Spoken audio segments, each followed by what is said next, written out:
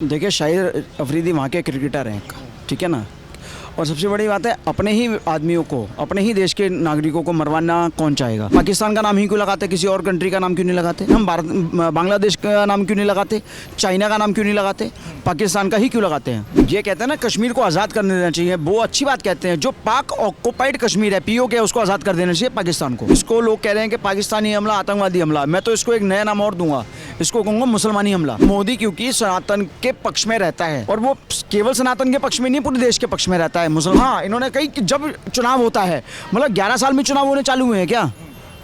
60 साल में आपने चुनाव नहीं करे। नेहा सिंह राठौर का जो बयान है कि इलेक्शन के चक्कर में, मतलब 60 साल में कितनी बार चुनाव हुए हैं, क्या वो किसी आधिकारिक तौर पे बोल रही हैं या किसी के भड़कावे में बोल रही है, किसी के कहने पे बोल रही है, किसने फंडिंग करी है। नेहा सिंह राठौर स्टारबक्स में कांग्रेसों के साथ पैसे लेती मिलती है कई बार। महिला है, महिला का सम्मान है, लेकिन देश के विरुद्ध जो बात करेगा उसका सम्मान नहीं है। साढ़े गए, इसको मारो पहले, फिर पता लगेगा। इसके घर के परिवार के लोगों को मारो। हम भी बोल रहे हैं पाकिस्तान मरवा रहा है अपने लोगों को और इल्ज़ाम लगा रहा है हमारे पर। 2014 से पहले जो बम फट रहे थे हिंदुस्तान में, मोदी सरकार करा रही थी। जब मोदी सरकार थी क्या? ये इनका दिमाग जो है ना, संतुलन खराब हो चुका है इनका, पाकिस्तानियों का। जो यहाँ के जो इनको पाकिस्तान को समर्थन करते हैं, पहले इनका निपटारा करना पड़ेगा। यहाँ पे गिरे हुए नाली का कीड़ा होता है ना, उससे भी गिरे हुए हैं ये। नाली का कीड़ा अपने खा पी के छुप तो जाता है। नमस्कार, मैं शिवम चौबे और आप देख रहे हैं सौगंध टीवी। पहलगांव में जिस तरीके से एक दुर्दांत आतंकवादी हमले में हमारे देश के 26 पर्यटकों की मौत हो गई, जिसके बाद अलग अलग तरीके की बयानबाजी आती है। जहां सीमा पार से शाहिद अफरीदी, जो कि पाकिस्तान के पूर्व क्रिकेटर रहे हैं, वो इस तरीके का भद्दा बयान देते हैं, जहां वो कहते हैं कि भारत अपने ही निवासियों को पहले मरवाता है, फिर नाम पाकिस्तान पर लगाता है। कहीं ना कहीं इसको लेकर देश में जनता का आक्रोश है, उस पर जनता की राय लेते हैं। सर, ये इस बयानबाजी जो सीमा पार से शाहिद अफरीदी कर रहे हैं, कहीं ना कहीं हमेशा से वो कश्मीर के मुद्दे को लेकर उछालते आए हैं, और इस बार वो कह रहे हैं कि भारत अपने लोगों को खुद ही मरवाता है और फिर नाम पाकिस्तान पर लगा देता है। क्या कहना चाहेंगे? देखिए शाहिद अफरीदी वहाँ के क्रिकेटर हैं, ठीक है ना। और सबसे बड़ी बात है, अपने ही आदमियों को, अपने ही देश के नागरिकों को मरवाना कौन चाहेगा।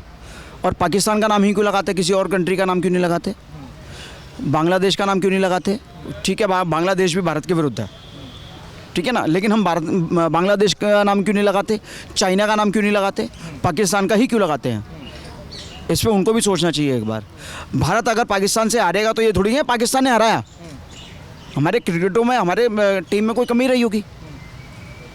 क्या लगता है ये क्यों इस तरीके की बयानबाजी होती है? क्योंकि लगातार वो कश्मीर के मुद्दे को भी उछालते आए हैं। कहीं ना कहीं सरकारों का मामला है, पर वो एक बिना किसी सरकारी पोजीशन पर बैठे हुए हमेशा कश्मीर की बात करते, कहते हैं कि कश्मीर को आज़ाद कर देना चाहिए। फिर अब जब हमला होता है तो कहते हैं भारत अपने लोगों को खुद मरवा रहा है। क्या मानसिकता है इसके पीछे? नहीं, उन्होंने ये कहते हैं ना कश्मीर को आज़ाद कर देना चाहिए, वो अच्छी बात कहते हैं। जो पाक ऑक्युपाइड कश्मीर है, पीओके है, उसको आज़ाद कर देना चाहिए पाकिस्तान को। कहीं ना कहीं वो तो कहते हैं वो तो कश्मीर के लोग नहीं चाहते हैं कि पाकिस्तान के साथ मिल जाए। अच्छा, एक बार उनसे आगे पूछ लो आप, अगर वो चाहते हैं कि पाकिस्तान से मिल जाए तो।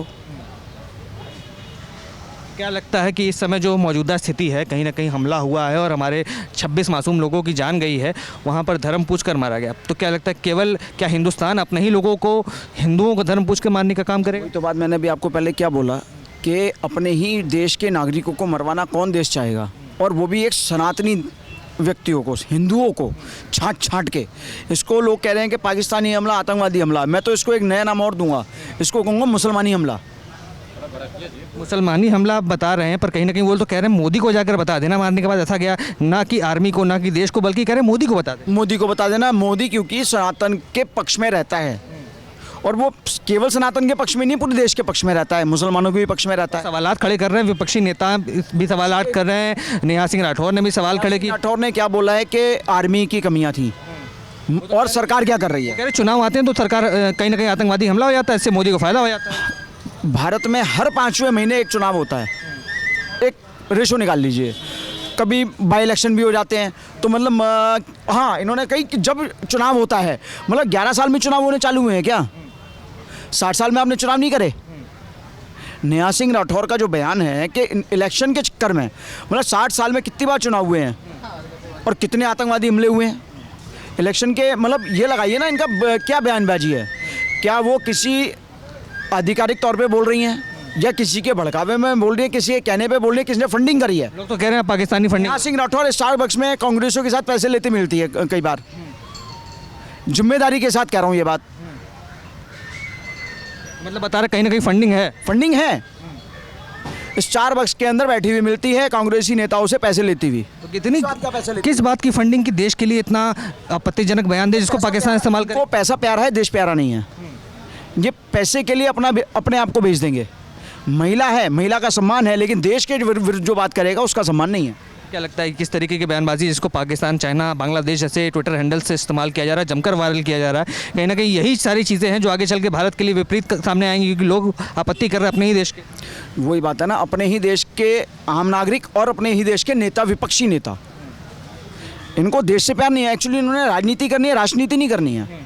राष्ट्र के लिए काम नहीं करना है। इन्होंने शुरू से 60 साल राजनीति करी है, 65 साल, और अब भी राजनीति ही कर रहे हैं, देश की बात तो कर ही नहीं रहे। जानेंगे सर, जिस तरीके से बयानबाजी हो रही है, पाकिस्तान के पूर्व क्रिकेटर ये कह रहे हैं कि हिंदुस्तान अपने लोगों को खुद मरवाता है और नाम पाकिस्तान पे डाल देता है, तो किस तरीके से देख रहे हैं इस बयान को? हाँ, तो उसको साले को क्या नाम बताया इसका?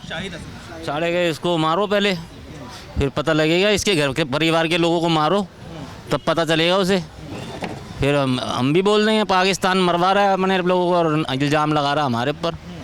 कहीं ना कहीं वो हमेशा से कश्मीर का मुद्दा उठाते आए हैं और इस बार कह रहे हैं कि पाकिस्तान कभी भी इस तरीके का हमला नहीं करता, ये हिंदुस्तान खुद करवाता है, मोदी खुद करवाते हैं और फिर बाद में चुनावी फ़ायदे लेते हैं। नहीं, जो 2014 से पहले जो बम फट रहे थे हिंदुस्तान में, मोदी सरकार करा रही थी। जब मोदी सरकार थी क्या? 2014 से पहले जो दिल्ली में बम, पहाड़गंज में बम, देवनगर में बम, करोल बाग में बम, कितनी जगह बम फटते थे।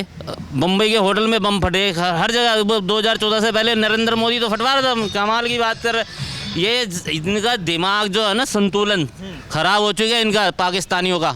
और जो कुछ हमारे जो अंदर जो रह रहे हैं ना, जो पहले इन अंदर वालों को जो सर के रहकर और जो यहाँ के जो इनको पाकिस्तान को समर्थन करते हैं, पहले इनका निपटारा करना पड़ेगा यहाँ पे।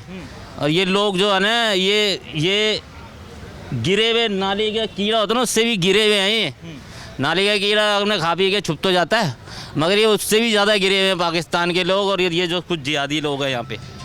कहीं ना कहीं जनता का आक्रोश साफ तौर पर दिखा जा सकता है। जिस तरीके से बयानबाजी लगातार न सिर्फ सीमा के उस पार बल्कि सीमा के इस पार भी न्याय सिंह राठौर, अखिलेश यादव, तमाम विपक्षी नेताओं द्वारा की जा रही है, उसको लेकर जनता कहीं ना कहीं आक्रोशित है। शाहिद अफरीदी को साफ तौर पर कहा गया कि पहले अपने गिरबान में झांको, अपने देश को हालत को देखो, मुल्क को समझो, और जिस तरीके से आतंकवाद को पनाह देने का काम लगातार पाकिस्तान करता है, कहीं ना कहीं उसके छुटकारा पाओ, फिर जाके बयानबाजी करो। आपकी क्या विचार है, कमेंट्स में लिख डालिएगा। तमाम ऐसी खबरों के लिए बने रहें, देखते रहें सौगंध टीवी।